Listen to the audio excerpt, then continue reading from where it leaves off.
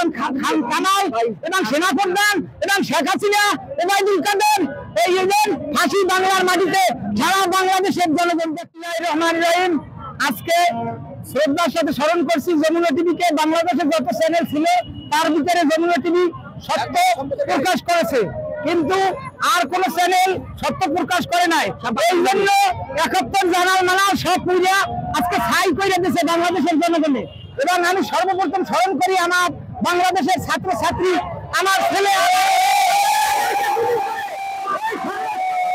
আসাদুজ্জামান খান কামালের নির্দেশে এই পুলিশ বাহিনী, গুপ্ত বাহিনী, ছাত্রলীগ বাহিনী সারা বাংলাদেশের যতগুলো মানুষ মারছে তার বিচার এবং শেখ হাসিনা, স্বরাষ্ট্রমন্ত্রী আসাদুজ্জামান খান কামাল, ওবায়দুল কাদের, আইনমন্ত্রী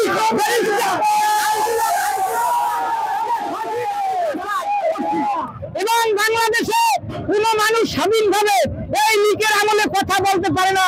আমার প্রান্তীয় সাইদি সাহেবকে তারা হত্যা করেছে, মামুনুল হককে গ্রেফতার করেছে এবং বাংলাদেশে সব মানুষদেরকে তারা বিনা অপরাধে ফাঁসি দিয়া তারা মারছে। এইভাবে অপরাধ করতে করতে তারা চিন্তা করছে বাংলাদেশে লক্ষ লক্ষ ছাত্র পুলিশ দিয়া, সেনাবাহিনী দিয়া মাইয়া তারপর আবার এই দেশ রাজতন্ত্র করিয়া এই কুত্তালি ক্ষমতায় থাকবে।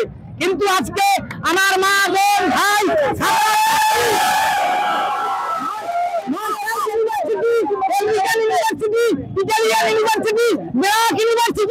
আমার যে সমস্ত ছাত্রছাত্রী আইবি সবাই তাদের জন্য আমাদের দেশটা স্বাধীন হয়েছে। ছাত্রদেরকে আমি স্যালুট এবং যে সমস্ত মানুষ মরছে তাদের মাগফিরাত কামনা করি এবং এই সমস্ত মার্ডারের সম্পূর্ণ বিচার স্বরাষ্ট্রমন্ত্রী আসাদুজ্জামান খান কামাল এবং সেনাপ্রধান এবং শেখ হাসিনা, ওবায়দুল কাদের এই ফাঁসি বাংলার মাটিতে সারা বাংলাদেশের জনগণ দেখতে চায়।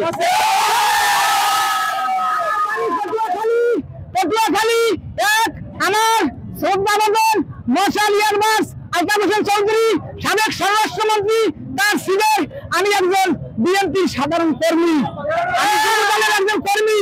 আমি ঢাকায় বরিশাল থানার সাথে রাজনীতিতে জড়িত আছি, কিন্তু আমার পরিবারকে মামলা হামলা দিয়ে 15 বছর আমার ছেলে মেয়েদের ধারে আমি যাইতে পারি না। আমি 3 বেলার 1 বেলা খেয়ে আমি ছাত্র ভাইদের সাথে আন্দোলন করেছি এবং 19 তারিখ আমি এই লন্ডাতে আহত হয়েছি।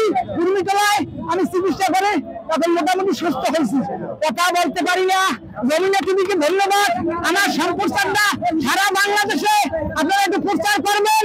এই স্বরাষ্ট্রমন্ত্রী আসাদুজ্জামান খান কামাল এবং ওবায়দুল কাদের, আইনমন্ত্রী আনিসুল হক, জাহাঙ্গীর কবির নানক এবং শামীম ওসমান বিন্দু এদের বাংলার মাটিতে যেন ফাঁসি চাই।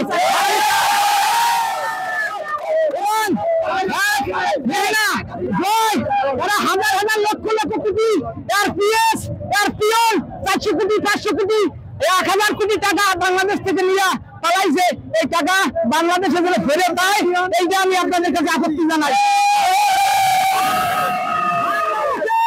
গোল্ডেন মানি কত মানুষ হাজার হাজার কোটি টাকা আওয়ামী লীগের আমলে কামাইছে, গরিব মানুষ ভাত খাইতে পারে না।